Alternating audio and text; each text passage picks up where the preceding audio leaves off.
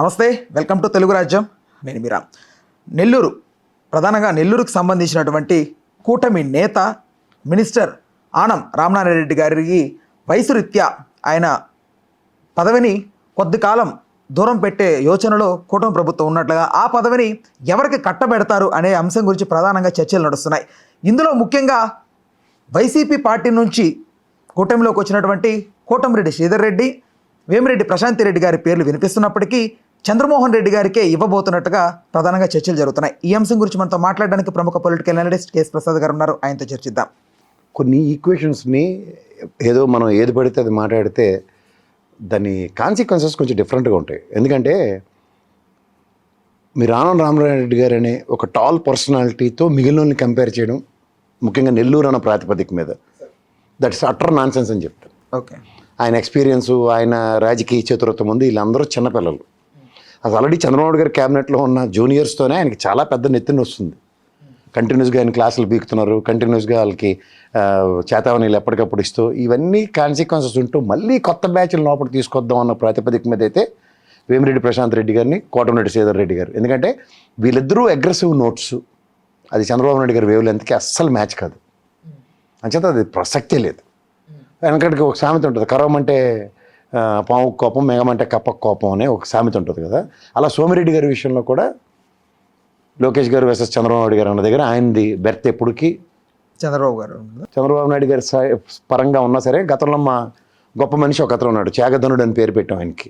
ఎవరు? దేవినేని ఉమా గారు. ఓకే, ఆయన త్యాగాలు, ఆయన ఏడుపులు పెడబొబ్బులు భరించలేక ఎమ్మెల్సీ మినిస్టర్ పదవులు ఇప్పించిన ఘనుడైన, కానీ ఇవాళ ఆయనకే దిక్కుతోచని పరిస్థితుల్లో ఆయన ఉన్నాడు. సో అలాంటి త్యాగదనులు ఎవడో భుజం కేసుకుంటాను. కానీ సోమిరెడ్డి గారి ప్రస్థానం, సోమిరెడ్డి గారి యొక్క రాజకీయ మినిస్ట్రీ అనే ఆవశ్యకత ముందుకు కదిలే ప్రసక్తే లేదు. 100%. సో ఇక్కడ హైపోథికల్ ఈక్వేషన్స్లో ఉన్న రామనారాయణ రెడ్డి గారిని అసలు నాకు తెలిసి ఆయనకి దేవాదాయ శాఖ మంత్రి కాకుండా ఏ రెవెన్యూ మినిస్టర్, ఫైనాన్స్ మినిస్టర్ ఇచ్చే అంత నేపథ్యం ఉన్న వ్యక్తి అతను. అండ్ ముఖ్యంగా ఇప్పుడు రెవెన్యూ ప్రాస్పరిటీలో ఆయనకి ఖచ్చితంగా ఇప్పుడున్న సర్కమ్స్టాన్సెస్లో రేపు మినిస్ట్రీ షఫల్స్లో ఆయనకి రెవెన్యూ వచ్చినా నేను ఆశ్చర్యపడను. ఇక్కడ రాజకీయ అనుభవం, ఆయన యొక్క చతురత అన్నది చంద్రబాబు గారి వేవులతో మ్యాచ్ అయ్యి పనిచేసే అంత నేపథ్యం ఆయన దగ్గర ఉంది. ఇప్పుడు కొత్త వాళ్ళు ఏదో చూసినామంటే కాల్చి వచ్చే బ్యాచ్ ఉన్నారు. ఆ కాల్చి చూసి వచ్చే బ్యాచ్లతో చంద్రబాబు నాయుడు గారికి కుదరదు, జరగని పని. సో ఆల్రెడీ అదే ఈ 13 months 14 months నుంచి చూస్తున్న మినిస్ట్రీ అంబిగ్యూటీని చూస్తూ మళ్ళీ అదే సేమ్ పొందాలో కొత్త వాళ్ళకి అవకాశాలు కల్పించే నేపథ్యంలో, ఉదాహరణకి వేమిరెడ్డి ప్రశాంత్ రెడ్డి గారికి కానీ, ఇంత సేమ్ చెన్నారావు కోటమిరెడ్డి గారికి కానీ ఈ ప్రాతిపదిక మీద అయితే అవకాశం చాలా కష్టం. అంటే ఫస్ట్ ఆయన కూటమిలో ఉన్నారు, తర్వాత వైఎస్ఆర్సీపీ, తర్వాత మళ్ళీ కూటమికి వచ్చారు. సో ఇలా మీరు ఇంత పెద్ద ప్రశ్న అక్కర్లేదు సార్. నెల్లూరు చేపల కథని నేను లక్షలు చెప్తాను ఉన్నా. వాళ్ళ ఎలక్షన్ మొమెంటం బట్టి ఈ చేపలని యువతల పక్క డబ్బాలో గెలితే ఆ డబ్బాలో ఉన్నవి యువతల డబ్బాలో గెలుతాయి. రామనారాయణ గారిని తీసుకోండి, మీరు కోటమిరెడ్డి శ్రీధర్ రెడ్డి గారిని తీసుకోండి, ఎవరి ప్రస్థానమైనా అక్కడ ఒక కన్సిస్టెంట్గా ఉన్నది ఎవరంటే ఓ నారాయణ గారును సోమిరెడ్డి గారు తప్ప మిగిలిన వాళ్ళు అందరూ అట్నుంచి వచ్చి గెంతి బ్యాచ్లే. సో ఇట్లా గెంతిన ద్వారానే అవిశ్వాసం వ్యక్తం అవుతోందా కూటమిలో అనేది కూడా వినిపిస్తుంది. నారాయణ గారి మీద మొన్న ఆయన కొన్ని మున్సిపల్ కార్పొరేషన్ సంబంధించి స్కూల్ రినాగ్రేషన్ టైంలో సో ఆయన మాట్లాడిన వ్యాఖ్యల గురించి ఆయన కొంచెం అవిశ్వాసంగా కూటమి ముఖ్య నేత అనేటో చంద్రబాబు గారితో మాట్లాడి మరి సో కొంచెం మినిస్ట్రీని కొంచెం మార్చాలన్నట్టుగా ఏదో అలా చెప్పుడు మాటలు మార్చేస్తే ఆయన పేరు చంద్రబాబు నాయుడు గారు కాదు. రెండోది, నారాయణ గారి అనుభవం ఎంత, ఆనం రామనాయుడు గారి అనుభవం ఎంత. రాజకీయ నేపథ్యంలో నెల్లూరులో ఆయన కొన్నంత ప్రస్థానం ఎవరికి ఉండదు ఆ ఫ్యామిలీకి. That's a legacy. ఇంకో యోధుడు ఉన్నాడు, వివేకానంద రెడ్డి గారు, చనిపోయాడు. కానీ ఆయన ఈ అన్నదమ్ముల ద్వయంతో కాంగ్రెస్ నుంచి, తెలుగుదేశం నుంచి ఆ పార్టీలో వాళ్ళు మొగటం లేని మహారాజులుగా చాలామంది ఉదంతాలు చాలా ఉన్నాయి. So these are all erroneous సర్కమ్స్టాన్సెస్లో వాళ్ళ యొక్క ఒక నెల్లూరు పెద్దారెడ్డిలు అంటారు వాళ్ళని చెప్పాలంటే, ప్రాక్టికల్గా వాళ్ళ మనోభావాలకు ఎప్పుడైతే గాయం అవుతాయో వాళ్ళు అసలు కొన్ని కన్సిడరేషన్సే చేయరు. తన మన భేదాలు ఉండవు. ముఖ్యంగా నెల్లూరులో వెంకటగిరి రాజా గారి స్కూల్కి ఏ ప్రాతిపదిక మీద ఉన్నప్పుడు మన ఊర్లో ఏది జరిగినా ఏది చేసినా చెల్లుబాటు అవుతుందన్న భ్రమల్లో కొంతమంది ఉన్నప్పుడు స్థానిక నాయకులుగా, స్థానికంగా మొగటం లేని మహారాజులుగా చాలామంది అవుతున్న ఆనం ఫ్యామిలీ నుంచి ఆ విధంగా ప్రతిస్పందించకపోవడం చాలా తప్పు. ప్రతిస్పందించి తీరుతారు వాళ్ళు. ఆనం వర్సెస్ నారాయణ గారు ఈ రెండు లేదంటారు. అది ఉన్నా సరే ఏమీ చేయలేరు ఆయన ప్రస్థానాన్ని. అది మాత్రం మళ్ళీ చెప్తున్నా. కాదు సార్, ఇప్పుడు ఆయన సెల్ఫ్గా ఏదో చేయడం అని కాదు సార్. ఇక్కడ కూటమిలో ఆయన ఉన్నప్పుడు సో పార్టీలో ఉన్నటువంటి కొన్ని ఇష్యూస్ వల్ల, అంతర్యుద్ధాల వల్ల ఏదన్నా జరిగే అవకాశం ఉంది కదా, ఏదన్నా జరగవచ్చు కదా. సార్ అంతర్యుద్ధం అన్నదానికి అధినాయకుడి యొక్క చాతుర్యంతో సమస్యలే చేయాలి తప్ప జుట్ల పంచాయతీలు పెట్టుకుని ఒకరి మీద ఒకరు చాడీలు చెప్పుకొని ఒకరికి అన్యాయం చేస్తాం ఒకరికి న్యాయం చేస్తాం అన్న కాన్సెప్ట్ ఉండదు.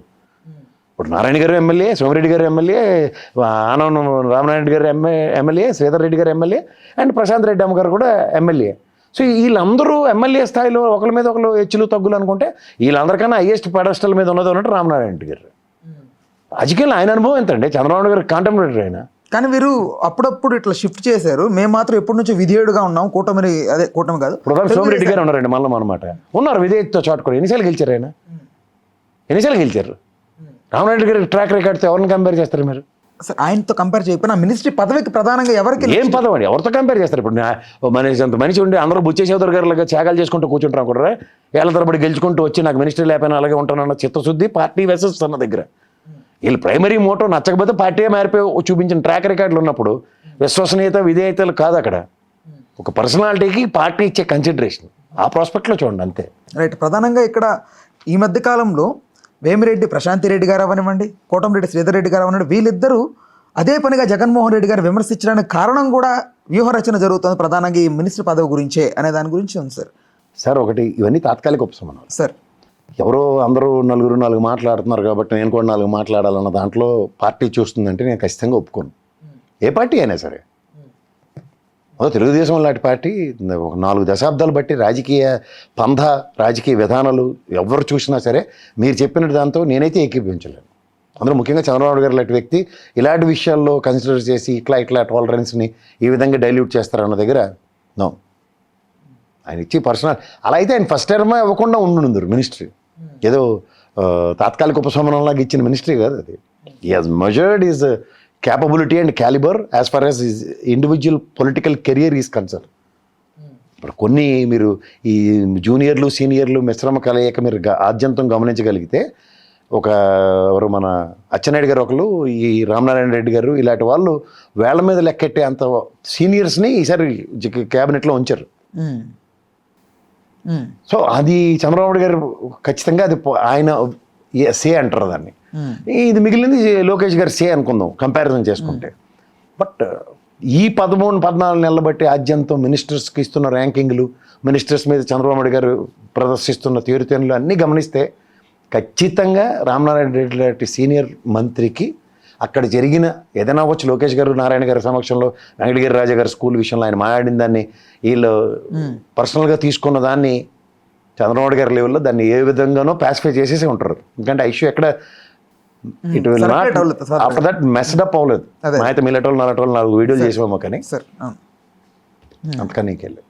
చేదా ఆనం రామనారాయణ రెడ్డి గారు అనే వ్యక్తిని మనం ఒకసారి కూలంకషంగా పరిశీలిస్తే రాష్ట్ర ప్రస్థానంలో ఆర్థిక శాఖ అలాంటివి చేసిన దానికి ఇప్పుడు దేవాదాయ శాఖ విషయంలో ఒక ఇండివిజువల్ ఎజెండాస్తో నడుస్తున్న ఉదంతాలు చూసుకుంటే, ఉదాహరణకి తిరుపతి లడ్డు విషయం కానీ, నెక్స్ట్ సింహాచలం, ఇలాంటి ప్రస్థానాల్లో ఈయన యాజ్ అ దేవాదాయ శాఖ మంత్రిగా రూల్ కాకుండా అక్కడేమో అనితమ్మ గారు స్పందించారు, ఇక్కడ ఈ పవన్ కళ్యాణ్ గారు ఇలాంటి వాళ్ళందరూ స్పందనతో అసలు విషయాల కన్నా కొసర విషయాలు ఎక్కువ చర్చించబడ్డాయి. అలాంటి రాజకీయ ప్రస్థానంలో అలాంటి కొసర విషయాలు చర్చించే దగ్గర ఆనం రామనారాయణ గారు అనే ఒక టాల్ పర్సనాలిటీ ఉండదు. There are some politicians they will only opt straight line methods. రాజకీయాలుగానే చేస్తారు. ఇప్పుడు వైఎస్ఆర్సీపీ నుంచి గెలిచిన ఉదంతం ఉంది, తెలుగుదేశం నుంచి కూడా గెలిచిన ఉదంతం ఉంది, కాంగ్రెస్ నుంచి కూడా గెలిచిన ఉదంతం ఉంది. ఎందుకు? నియోజకవర్గంలో ఒక పెద్ద పర్సనాలిటీ కాబట్టి అది ఆయనకు సస్టైన్ చేసుకుంటారు. కానీ అంతేగాని వీళ్ళు ఎవరో ఇచ్చిన కాకి లెక్కలు, ఒక రాంగ్ ఎజెండాతో అతను అలాంటి పొలిటికల్ సినారియోని అడాప్ట్ చేసుకునే పొలిటీషియనే కాదు ఆయన. సో అలాంటివి అన్నీ గమనిస్తున్నప్పుడు ఏంటంటే రాజకీయంలో రాజకీయాన్ని రాజకీయంగా వాడుకునే నాయకులు వెసెస్ కేవలం రాజకీయాలను చేయడానికి వచ్చిన నాయకులు చాలా డిఫరెంట్గా ఉంటారు. రాజకీయాలు రాజకీయం చేయడానికి వేరు, రాజకీయాలు చేయడానికి వచ్చిన నాయకులు వేరు. అలా రాజకీయాలు చేయడానికి వచ్చిన నాయకులు ఆనం రామరెడ్డి గారి పేరు నెల్లూరు నుంచి ఒక పెద్ద నేదురుమల జనార్దన్ రెడ్డి గారు, ఇలాంటి ముఖ్యమంత్రులు చూసిన నెల్లూరు జిల్లా ఈలాంటి వాళ్ళు కూడా ఉన్నారు అని చెప్పుకోవాలి. రైట్. అయితే రాజకీయాలకు సంబంధించి రాజకీయాలు ఈజ్ ఈక్వల్ టు ఎన్నో రకాలుగా విధాలుగా డివైడెడ్ బై అయిపోయింది. బట్ మీ పర్స్పెక్టివ్లో రాజకీయాలు అంటే ఎగ్జాక్ట్గా మీనింగ్ ఏంటి? అంటే దానికి ఒక మీనింగ్ ఉండదు, ఒక ఇంప్రూవ్డ్ వెర్షన్ ఆఫ్ సేవ. ఇప్పుడు మనం చారిటబుల్ ట్రస్టులు పెట్టి చేసే సేవకి అధికారం తోడైతే చేసే సేవ అది రాజకీయం నా ప్రాస్పెక్ట్లో అయితే. రైట్. ఎందుకంటే డిస్క్రిప్షన్ ఉంటే ఇంకొంచెం ఎక్కువ చారిటీ చేయొచ్చు అన్న ప్రాస్పెక్ట్లోనే రాజకీయాలు ఎవరన్నా చేయడానికి వస్తారు. కానీ అది ఈ ప్రజెంట్ సినారియోలో ఏంటంటే అది బిజినెస్ మాడ్యూల్ అయిపోయింది. సార్ ఈ సుజనా చౌదరి, సీఎం రమేష్ ఇలాంటి వాళ్ళందరూ రాజకీయాలు, నారాయణ గారు ఇలాంటి వాళ్ళందరూ రాజకీయాలు చేయడానికి వస్తే రాజకీయాలు చేస్తున్నారు. కానీ సేవా తత్పరతో చేసే రాజకీయాలు కనుమరుగైపోతాయి. సో కార్పొరేట్ రాజకీయాలు is totally different. Corporate sector ఎప్పుడైతే ఎంటర్ అయిందో ఆ రోజు నుంచి రాజకీయాలు భ్రష్టు పట్టిపోయినా అందరూ మాట్లాడతారు. అందరూ there is no compromise, there is no second thought అని.